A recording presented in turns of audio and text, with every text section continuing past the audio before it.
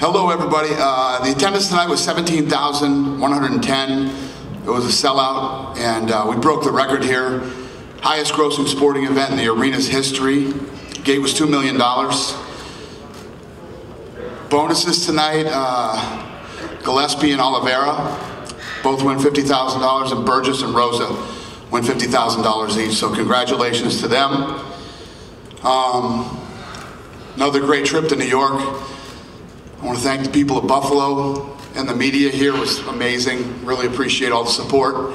And I like breaking records, so this was fun. Any questions? Yeah, go ahead. Yeah. Two obviously very unpredictable situations in the final two fights of the night. Can you tell us what you knew was going on during that co-main event between Mousasi and Weidman? What were they explaining to you, if anything? What was the commission explaining? They didn't explain anything to me. But basically, you know, the referee made a mistake. And I, you know, Weidman was in a very unfortunate position where, you know, he was told he had 5 minutes. So he's laying on the ground. And then at the end, the doctor says, I can't let this guy continue. And because he laid on the ground for so long, they looked at the thing, and here's the thing. With the New York State Athletic Commission, it's like we're in 2001 again. You know, these guys haven't done big mixed martial arts fights. You know, these guys have to get some experience. And as a fighter, I say it all the time, you have to be on your toes and you gotta be ready to go. And, you know, many times in even great states like Nevada, not only are you battling your opponent, you're battling the ref and the judges and anybody else who has any type of power over the fight. So you got to go in there and you have to literally, you know, fight to win, man. Fight to finish. Weidman said he wants to do it again. Is that a fight that you would put together again, or was there not enough controversy to warrant that? Yeah, I don't. If you ask yourself, could Weidman have come back from that? And you know, he said it. I've been in worse positions than that, but it looked like he was in a real bad position right there, and that's the way the fight was going to go. So who knows? I don't know. Did you have any indication, moving on to the to the main event, that Rumble Johnson was going to retire? I mean, no. He just grabbed me downstairs and said, "Listen, man, I couldn't tell you. I'm working on something really big right now. It's massive, and it's really good for me and my life and everything else." And I said, "I'm happy for you, man." You know, he doesn't have to tell me he's retiring. You know, whatever he's got going on is his personal business. I was saying, I mean, I agree with Daniel Cormier that I think he has a lot more still, and you know, he's on top of the game. But as soon as that R word pops into your head, you absolutely should retire. This ain't a game to hang out and if you're even considering retiring. So I'm happy for him. He's a great guy. You know, he's always been, you know, an entertaining fighter for us. He's always been a good guy, and I wish him the best. I'm happy for him. And obviously, the old standby is no matchmaking right after the event, but between DC and John Jones, I mean, his return from suspension lines up right in that wheelhouse for International Fight Week. Is that on the radar? You know, I don't think it does line up. I think International Fight Week, his suspension is comes out. Is it after? After, I think, yeah, like or within the day after or something like that. So it doesn't line up for that. So I haven't even thought about that. John Jones and I haven't even talked since this whole thing went down. So we're not close to making anything. Okay. Go ahead. Yeah. Right here on the front. Right here. Dana. Oh, sorry. Hi, this Dana. guy's next right here. Hi, Dan. Thomas Lee, Rise on Television. Just a quick question. Seeing the sellout crowd at KeyBank Center, do you think Buffalo has proven to you that they can host another UFC event down the line? Yeah. I mean, you know how it is, man. We break records like this, whatever. I can't wait to come back to Buffalo. And the crowd was great tonight too. Great crowd. They were there early for the you know, the prelims, and it was a good crowd. It was fun. Final question is that Daniel Cormier's next opponent, like you see John Jones, is Jimmy Manuwa. He also mentioned which opponent do you think that he would? I don't know. We'll see how this thing plays out. You know, obviously Daniel. I don't know if you guys have seen Daniel yet. His nose is not looking good. He's got a very broken nose. So just let him go home and spend some time with his family and relax, and we'll start talking about that when he's ready. Dana, with the screwiness between the states, you know, you have the ruling tonight with the Weidman fight, but you also have this Pro Gonzalez situation where there's like a rule that nobody seems to know about, or it's Yeah, only but in the New York? media jumped the gun with that one. The media jumped the gun Blame and the put media. that out. Yeah, absolutely, I blame the media on that one. Nobody came out and said anything that fight was canceled. I don't know who started that or how it got there, but it was bullshit. Do you think that aside, that there needs to be some sort of unification with all the states and just have standard rules for UFC? Doesn't that make more sense? Yeah, there are. And the difference is that rule where they had with the, about the implants, that was a rule they had for boxing. It wasn't an MMA rule. The fight wasn't canceled. Sometimes things go on, but everybody's trying to jump for a scoop, like they heard something and something's going on and put out misinformation. But the other thing is still true. Like whatever it is, whatever your rules are. Yeah, but as we go to commission, they basically are the same. And as we go from commission to commission, this is still, I mean, if you look at this sport, I mean, what are we, 17 years old from the Zuffa era, from when we bought the company? We're still 17 years old. There's still going to be some mistakes, and nothing is ever perfect. And, it's one of the things that I have to, it's a testament to how good my team is. When crazy shit goes down, we handle it and we get it straightened out. It's very rare that we have fights pulled. But the New York State Athletic Commission has been great. Bad situations happen sometimes, and these guys are still learning. I think that obviously these guys are going to get a lot of smaller organizations come in, and their refs, their doctors, their commission will all get more work, and we'll get more comfortable with the sport of mixed martial arts. Thank you.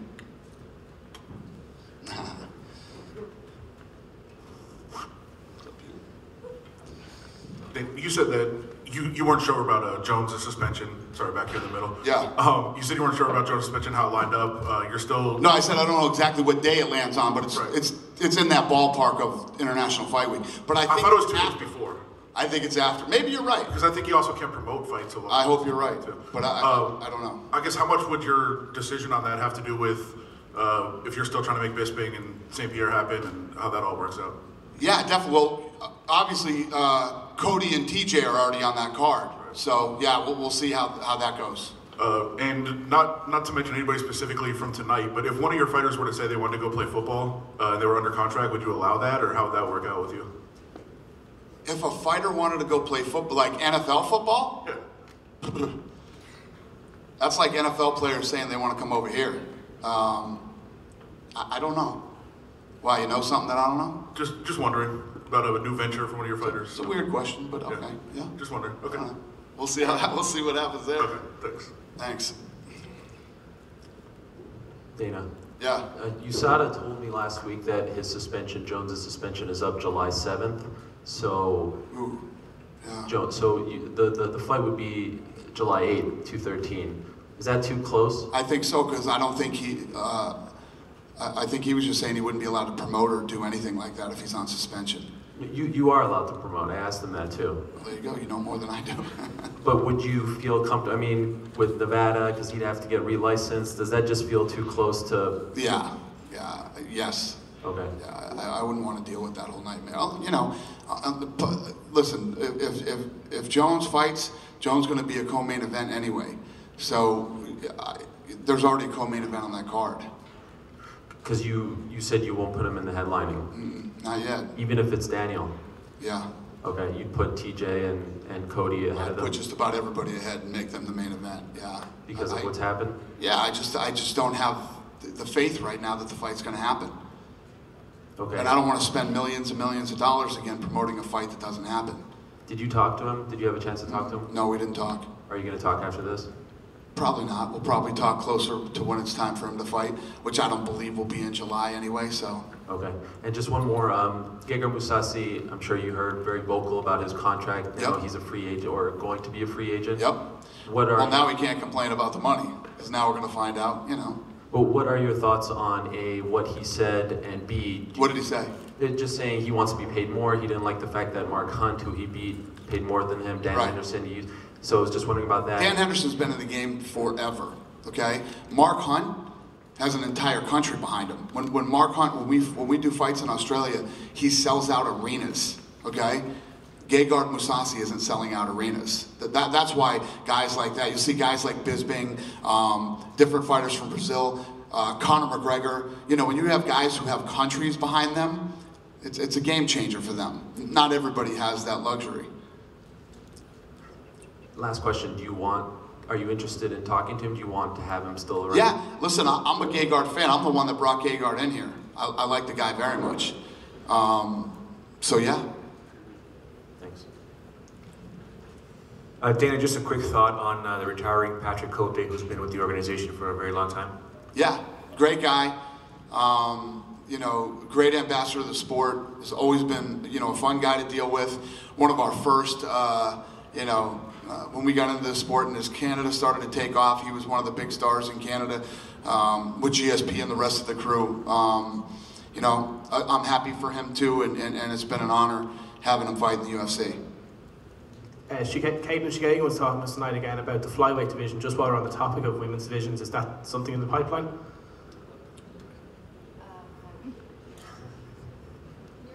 Yeah.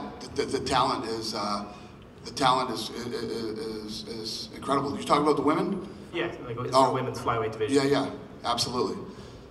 I need a translator for you, my friend. Am I going to add that division? Yeah, is that probably not? No. Is there a reason why, or? I just don't want to. I'm kidding, but it's deeper than that. But yeah, we're not ready for that. And Cynthia, yesterday was obviously a very stressful day. You weren't sure what was happening. What was the last 24 hours leading up to the fight like, Korea? I mean, it was definitely crazy, but you know, I just for the record, not to jump in here, when I found out that they were talking about this fight being off, I called you, right, and said, this fight's happening. Don't listen to this bullshit that you're hearing. This fight's happening. I got scared, of course, for a moment, and then when I talked to Dana, he reassured me that the fight was still on, but definitely panicked a little bit at first. I was a little worried, but he reassured me that, you know, the fight was going to happen, so everything was okay. Thanks. And I told Pearl that too. Told them both, relax. Go back to your rooms, relax, don't listen to any of this shit. This fight's happening. We just, from the New York State Athletic Commission, they weren't sure what was happening. That's just what we were going on yesterday morning. That's where our reports came from. Right. Well, they knew what was going on. They did. It's just one of those things. It's one of those things that the media should never jump on stuff like that. That stuff's being worked out. These are all things that happen in our daily business. That's why, thank God, most of the stuff that goes on in the office every day never gets out, because, you know, it would be an absolute nightmare. The media was reporting that this fight was off, you know, and some of the media guys that were, I was like, you can pick up the phone and call. Why would you report that when we didn't say it? When we say it, it's true. Thanks. Thanks. Yeah, Dana, right over here. You were talking about you know, the media reporting the you know, the fight being off and everything. I believe it was the commission though that actually reported it. So I guess you're saying that, you know, we should check with you guys. Or? Yeah, check with us. Okay, fair enough. Yeah, I mean, listen, this woman right here is brilliant and available all the time, and never once did she tell any of you guys that this fight was off. And she's in constant communication with me, and you know, it's just, yeah. But you can understand, though, the commission is saying something and it's being reported, that's... So the commission put out a statement about the fight being off? No, there was a video that came out from one of the commissioners saying that the fight had been off, and so I believe that's where the... It's crazy. It's crazy. I didn't know that. Anyways, any update on Canada? We're here in September. There might be a show up somewhere. We don't know yet. Is there any update on that? No. Hi there, Dana. I have a question for you over here. You back in UFC 208, you crowned a female featherweight champion. Yet we haven't seen much activity in that division since those 2 months. Are there any plans going forward to maybe bring in more female fighters at 145? Yeah, that's a tricky one. Jesus, I don't even know what to say about that. We'll have some announcements about that soon. I can't even get into that right now. My head will explode. But yeah, it's been weird. Just for Dana, with Anthony Johnson retiring now, a lot of people say, you know, the light heavyweight division is pretty top heavy. What does this do to lose a top 3 guy in that weight class when there's, you know, already a shortage on title contenders? I don't ever think about that. You know, the reality is, we're going to keep bringing in talent. We're going to keep putting on fights. We're going to keep doing what we do. You know, the fact that he retired, that's what he feels he needs to do right now, then that's what he needs to do. I'm happy for him. You know, I hear stuff all the time. I've been hearing, what are you guys going to do when Chuck retires? What are you guys going to do when GSP's gone? What are you going to do when this one's gone, when that one's gone? We're going to keep finding new talent and putting on fights. And Luke Rockhold came out tonight and said that he's been offered the fight with Anderson Silva, just waiting to see if Anderson takes it. Is that the fight you expect to happen down in Brazil? Or? I don't know. We'll see. You know, obviously, you know, Anderson was willing to take on Kelvin Gastelum, who was a very tough, dangerous guy. You know, I got to talk to Anderson. You all know, everybody in this room knows what it's like, you know, dealing with Anderson. So, not that it's a bad thing. It's just, you know, it's a process, and it's a process that I'm going to have to go through now. Listen, one of the things that I always respect about Anderson, you know, he didn't want to fight Chael Sonnen again. He said, the guy's disrespectful, he's a punk, he doesn't deserve to fight me. He fought him. You know, and there's always been times when it seemed like, you know, Anderson steps up and Anderson fights. Anderson came in and fought Cormier at 200, you know. He's a stud, man. He's the GOAT, and I'm looking forward to walking through this process for the Luke Rockhold fight. We'll see what happens. Do you have an update on Floyd and Conor? Conor, you know, is having a baby any day now, and after Conor has his baby, Conor and I are going to meet in New York. Is it close? And then we'll go from there. No, we're not close. We're not close. Still a better chance of you being back I think there's a better chance of it happening than me quarterbacking, but I see this fight happening. I see this fight happening. There's just, Conor wants it and Floyd wants it, and you know, I've said many times, Conor's done a lot. He's stepped up in big fights for this company and for me and for Lorenzo, and yeah, I can't deny him this fight. Is September still possible? What I would like to clarify is all the bullshit about the 80-20 split. Jeff Mayweather, come on, Jeff. Me and Jeff go way back. Jeff, are you the spokesman now for fucking Team Mayweather? And Bob Arum, you piece of shit? Fuck you too. What do they know about this fight? You know what they know about this fight? Nothing. Okay? Believe me, we have had preliminary talks with Conor, and I'm in a good place with Conor, and we're gonna meet in New York when he has his baby. Is September still possible? I don't know. You know, the thing is the longer it takes, you know, for us to come to an agreement, I think the longer it's going to take to negotiate with the Mayweather team. You know, because I know all the talk of A side, B side, and all this stuff. Listen, of course, everything that I say is going to come off bias because he's my guy. But you guys judge. Is Conor McGregor not a massive star? And is this not, you know, this fight here, Floyd doesn't make this kind of money either without Conor. So Conor's just as important as Floyd when it comes to this fight. Would you have? Not to mention the fact that Conor's actually stepping in and boxing him and not saying, hey, let's fight in mixed martial arts. Would you have to deal with Showtime too to get this done? I don't think so, no. It would be separate? No, Mayweather's team would have to deal with them. I'm dealing with my side, I'll let them deal with their side. So you've talked to them? To Mayweather. Mayweather's? Yeah. I've been talking to him for a while now. You good? Hey, thanks for the support, and again, all the people in Buffalo and all the Buffalo media, I really appreciate you. Thank you.